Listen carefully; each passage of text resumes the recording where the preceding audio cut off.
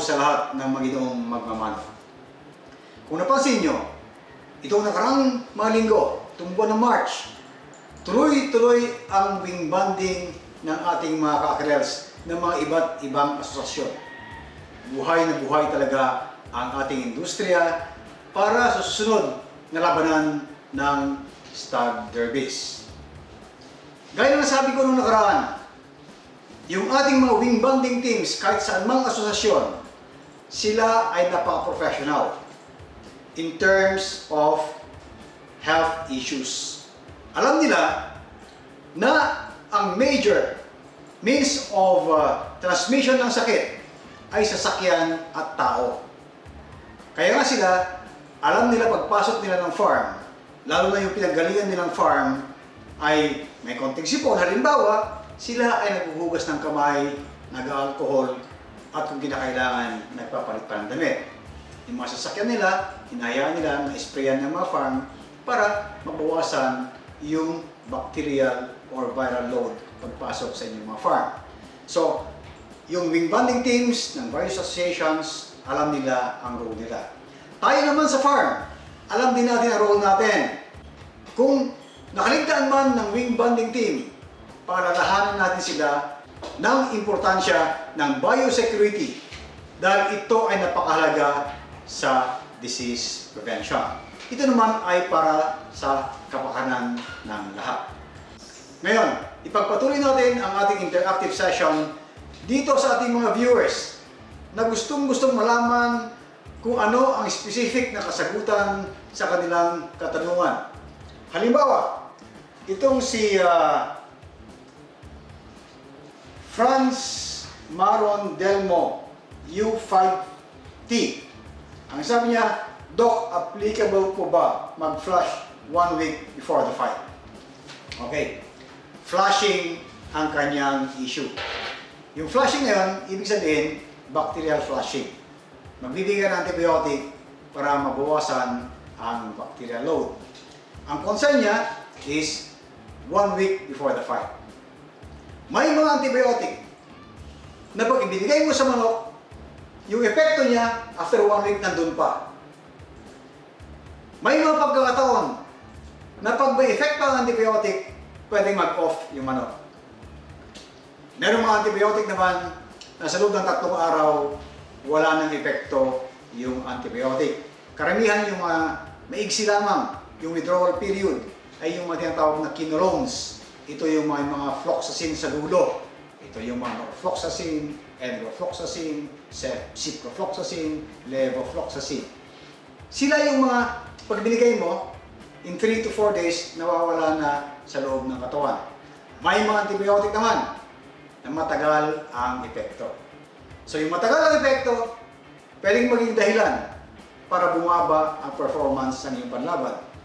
Yung maiiksi ang effect o withdrawal period, yan ay pwedeng gamitin. At gagamitin mo lamang yan pag nagdududa ka na may pumasok na infection doon sa manok mo at wala kang manok na pampalit. Kasi ang bottom line dyan, hanggat maaari, huwag kang magbigay ng antibiotics sa manok mo na panlaban. Kailangan regular, natural, walang ibang binibigay na antibiotic para hindi maapektuhan ang kanilang performance sa araw ng laban. Pero pag flushing ang pinag-uusapan at hindi naman panlaban, may mga dahilan kung bakit kailangan mag-flush. Actually, yung mga iba ayaw nila eh. Dahil ang katuwiran, bakit ako magbibigay ng gamot na antibiotic? Wala namang sakit yung manok ko para gamutin ko. Tama naman, may katuwiran. Pero alam niyo mga kasabong dito sa Pilipinas, iba kasi ang sitwasyon natin. Lagi ko binabanggit, hot and humid. Gustong-gusto ng bakterya, gaya ng E. coli at Mycoplasma, ang hot and humid na condition para sila ay pumasok sa loob ng katawan, mag-multiply at mag-cause ng infection. Para ma-illustrate natin yan, ang katawan ng ating manok, laging may bakterya yan. Kung baga sa baso, ay medyo konti lang ang laman. Yung konting bakterya na iyan ay maganda sa katawan ng manok. Bakit po? Sa dahilan na pag may konting bakterya, yung immune system ng manok ay tuloy-tuloy magtrabaho. Mag-produce mga white blood cells, mga antibodies para labanan yung bakterya na nandun sa loob ng katawan ng manok. Pero dahil ang baba ng level, gaya nakita sa illustration sa baso, hindi sapat para maging dahilan ng sakit ng manok. Pero pag maraming stress at hindi malinis ang kapaligiran, hot and humid, magmumultiply ang bakterya gaya ng E. coli at ang Mycoplasma. Tataas yan. Kalahati ng baso, lampas ng kalahati. Pero kaya pa rin ng katawan ng manok. Ang dahilan ng flushing ay para ibaba yung level ng microorganism sa loob ng katawan. Yun ang role ng antibiotic. Ibaba niya. Pag bumaba na, yung immune system ang mag-take over.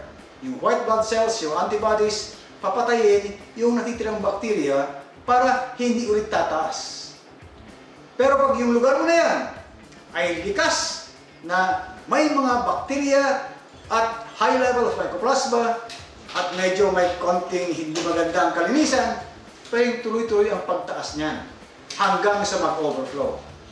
Pag nag-overflow yan, ibig sabihin sobra-sobra na ang bakterya at mga kagaya ng E. coli at Mycoplasma sa loob ng katawan.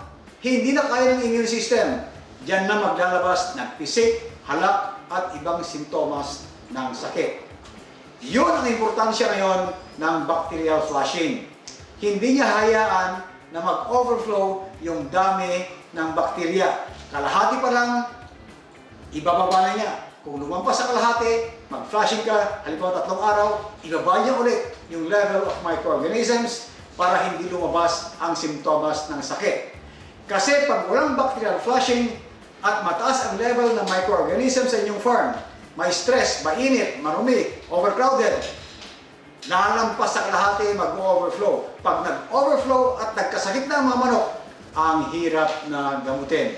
Ito yung sinasabi ko, prevention is better than cure, at yung role ng bacterial flushing ng antibiotic, yan ay as a means of prevention. Hindi mo ginagamot sa dahil sa may sakit, pero binibigyan mo ng antibiotic, kagaya halimbawa ng ambroxetil, para ibaba yung level ng microorganism at kayanin ng immune system sa tulong ng mga suplemento na binanggit ko na nakaraan, gaya halimbawa ng Cysto, ng Zigbir o yung Liberator. Ibaba nila yan at kaya ng kontrolin at hindi na maging dahilan pa ng sakit. Mga kaibigan, meron ding tanong galing sa Facebook. Ito ay kay Herman Montales. Ang sabi niya, good evening Doc, ano po calcium supplements na binibigay nyo during ranging and bago ihagdining? Salamat po. Again mga kaibigan, binanggit ko nung una, ang daming companies ngayon na nagbibigay ng mga feeds na well-balanced ang kanyang mga nutrients. So, kompleto yan. Vitamins, minerals, energy, and protein. Pagdating sa calcium, hindi natin pwedeng i-compartmentalize yan. Hindi pwedeng mahihiwalay sa ibang mga nutrients. Halimbawa, nagbigay ka ng calcium, kailangan may balansyadong phosphorus para magamit yung calcium na yan. Hindi pwedeng magbigay ka lang ng calcium na lang na solo. Laging may kasama calcium, phosphorus, at vitamin D para ma-absorb yung calcium na yan. Kaya hindi nagbibigay ng sobrang calcium sa manok. Sa dahilan na pag yan ay growing pa, halimbawa na sa range, sobra-sobra ang calcium. Hindi niya ma-absorb yung ibang protein dahil nag-i-interfere yung calcium sa absorption ng ibang nutrients kagaya ng protina o amino acids. Pag nagbigay ka rin ng sobrang calcium, hindi na balansyado doon sa phosphorus. Pag nagbigay ka sobrang calcium at hindi naman akma yung naibibigay ng vitamin D, hindi rin magagamit. Kaya pag nagbigay ng pagkain sa manok, laging balansyado, calcium, phosphorus, vitamin D, syempre kasama na ang energy at ng proteins o amino acids. Mga kaibigan, lagi kong sinasabi at laging tandaan sa performance ng ating mga manok, panlaban man, pang-breeding man, growing man, o kahit anong stage ng buhay nila, health is always